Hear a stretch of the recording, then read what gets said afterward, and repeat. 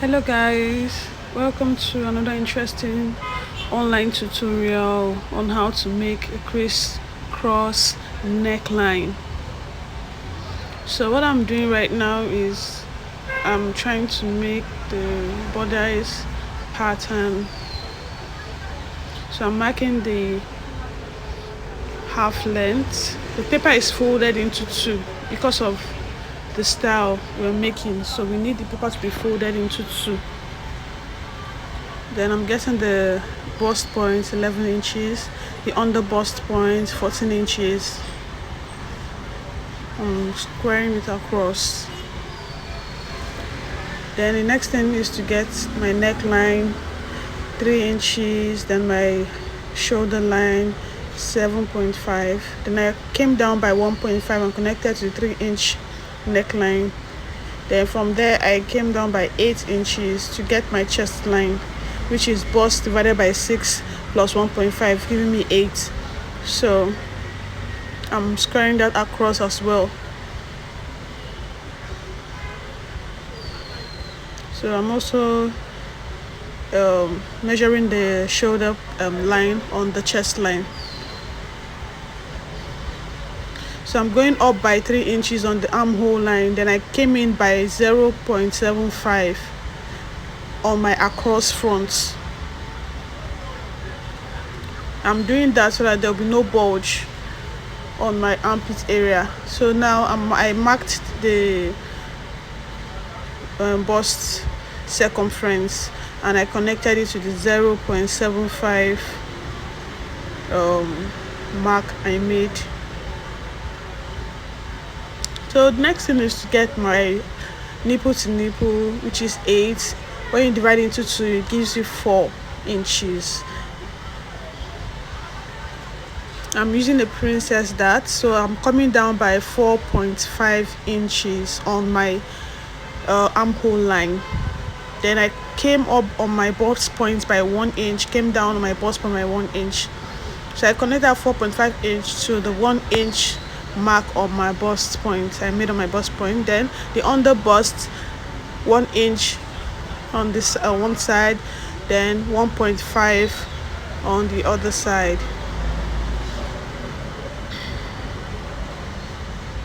I marked the same thing on the waistline,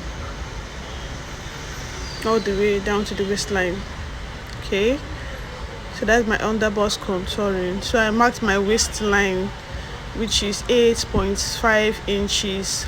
And of course the dart I removed there, I added it back because you need to add it back.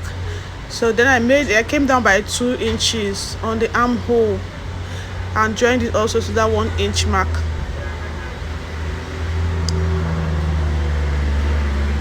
Then I used my curve ruler to give the bust a curved shape.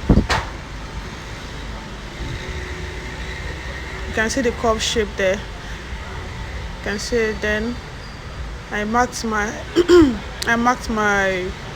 bust circumference, removing the dart. Then I measured what I had there to the bust point, and I also measured the same thing to give me it, because it has to be the same thing so that there will be no shortage. It has to be the same thing from that bust point up to that point. That's the both of them have to have the same inches, which I did. If not, there's going to be shortage at the armhole area. So now I'm trying to draw my neckline. Okay, it's 3 by 3. I'm trying to give the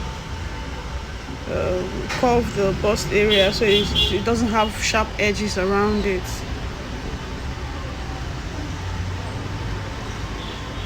Okay,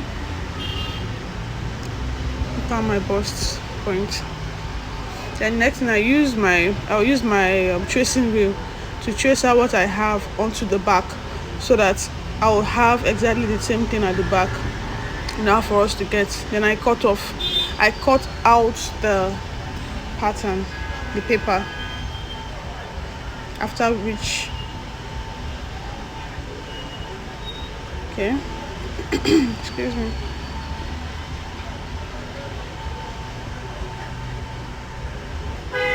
cutting out the, trying to redraw the neckline doesn't seem straight. Yeah, I'm a perfectionist. Doesn't really matter, but then I can't stand to see it's not straight. Okay, so I've gotten the right curve for the neckline. So you can see the crease mark on the center. That's the middle, that's the center point. So I'm going to rule a line there so I'm not confused.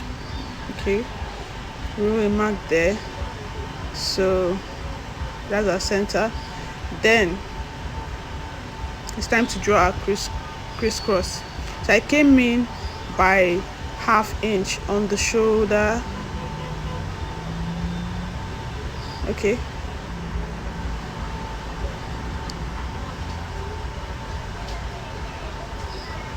came in by ½ inch and 1 inch on the, okay, I later changed it. So I just connected from the bust, from the shoulder point down to the chest line. If you look at that line, that is the chest line. Then on the other side, I came in on the armhole. On the other side, I came in a bit by ½ inch, and I connected it to the ½ inch mark I made on the other side of the shoulder line. I don't know if you can see very well. So I gave that part a little bit of curve so that it's not sharp. So you can see the way it is. See the neckline.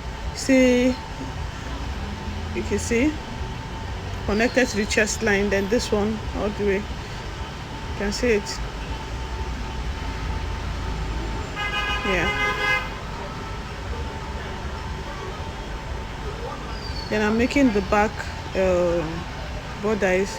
The back bodice is just the normal back bodice, but make sure the shoulder is matching. So I removed the darts. There's no need for that. I removed the darts at the back, and then I came in exactly the same way I did at the front. I came in by 1 inch on the neckline.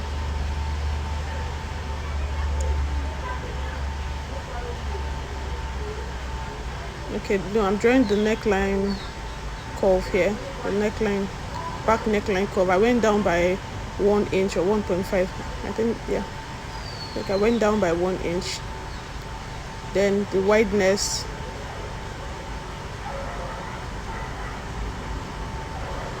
So I'm slanting the back. You know, you need to slant the back to avoid back bulge. So I'm slanting the zipper area. I went in by 1 inch at the back and redrew the zipper allowance. You can see that the back now has a curve shape. Then on the shoulder line,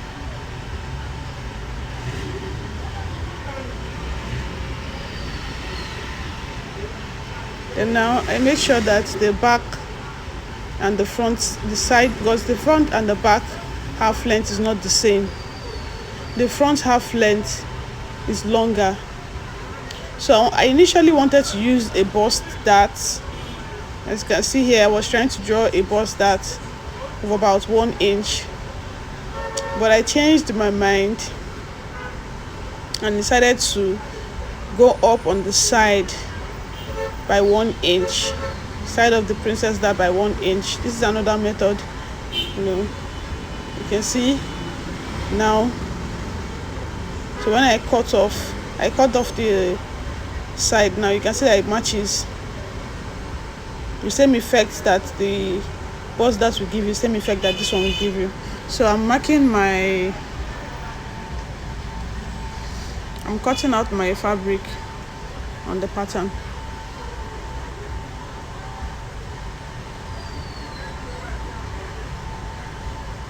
So I'm putting the seam allowances all round. Seam allowances are very important. Make sure you put the correct seam allowance.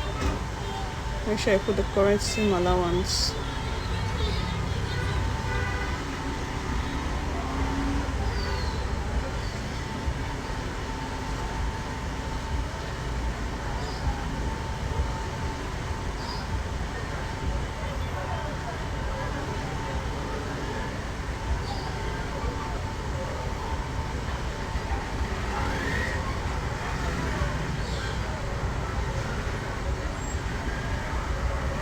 Okay, I finished cutting them out, and this is what we have. This is our side front, we have the center front, then we have the back bodice. There's our seam allowances around. Then I put stay to give the fabric a little bit of weight, because Ankara fabric can be light. So I'm placing the stay and ironing it. Now I already put the wadding on the bust area, just to give the bust a little bit of structure, so it's not light, just to give it like a standing effect, a structured effect. So this is, I've joined it, the first side. No, the front has two pieces. So I've joined both the lining and the fabric. I've joined it. So now what you do is you sew the side all the way up. You can see that's what I've done here. But the center, don't sew it yet. Don't sew the center. I just sew the armhole side all the way up. Then, but the other side, the center front, don't sew it yet. It will remain open. I'm giving it a good press. The armhole area of the front bodice. This is the armhole area of the front bodice. I'm giving it a good press. So now this is what it's going to look like after the center front is open. I didn't sew it yet. Only the side. You can see it's opened. So the next thing for me now is to sew it separately. The right side of the fabric will join the right side, that is of the left side, join the right side of the right side. I'm just confused. I'm sure you understand what I mean. You join the two right sides together on the center front. Yeah. And you sew up to the chest line. Don't sew it all the way up. Sew it to the chest line. So you must have marked your chest line, on your pattern with your chalk. So this is me pinning it together. The same thing you do for this fabric, the same thing you do for the lining. Right side together, sew it. You can see this is the center front. So right side together, you sew them together. Don't sew the upper part yet. So this is it. I've done it. The upper part is still open. Look at it. I've ironed it flat. They're separate though. It's not together. So now you can now sew. Now that we've joined those two, the line and the fabric, what you should now do is to now join the upper part together separately and sew together with its own lining separately. You can see that's what I'm doing right now. So I'm pinning the lining of the center front together. You can see it there. So I will sew all the way to that chest line, as close to the chest line as possible. As close to the chest line as possible. Then this is what we have, you see. So what we're going to do next is to notch so that place is relaxed. So I'm notching it, both the fabric and the lining, the main fabric and the lining rather. So I'm notching it so that it will relax at that point. Then I'm turning it inside out, as you can see. Turn it inside out. You turn it inside out, yeah, and give it a good press. Give it a good press.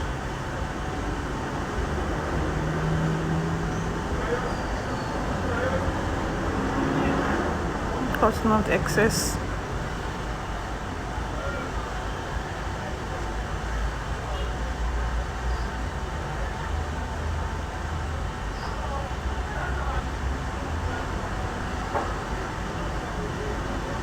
Okay, so now this is your crisscross neckline. So what we are left to do now is to attach it to the back. All we have left to do is attach it to the back. Okay, so you can see the back now. You just sew the armhole of the back. After joining the neckline, you join the armhole. Don't close the shoulder, because you will pass the front shoulder into, so you just cross it up, you just crisscross it. You can see that that's what I did. You see, then please make sure that it's crisscrossed. You can use your pin to hold it. You can use your pin to hold it so you don't get confused. Then this is the opening, the shoulder opening. I'm trying to, like I said, I think I'm a perfectionist. I'm just trying to get that place as flat as possible. Yeah. This girl now, what for you, Sha? Oh yeah. Then I'll place the front strip into the shoulder, to the back shoulder. You can see what I'm doing. Place it to the back shoulder. That's what I'm doing. Like this. This is just the best way to do it, to get that neat finish. Then pin it down.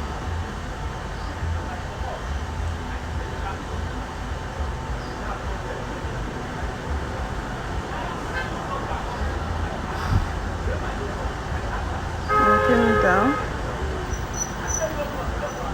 And so I've sewn it and I've notched the pointed edges. So next is to bring it out. You can see how neat it is. And you iron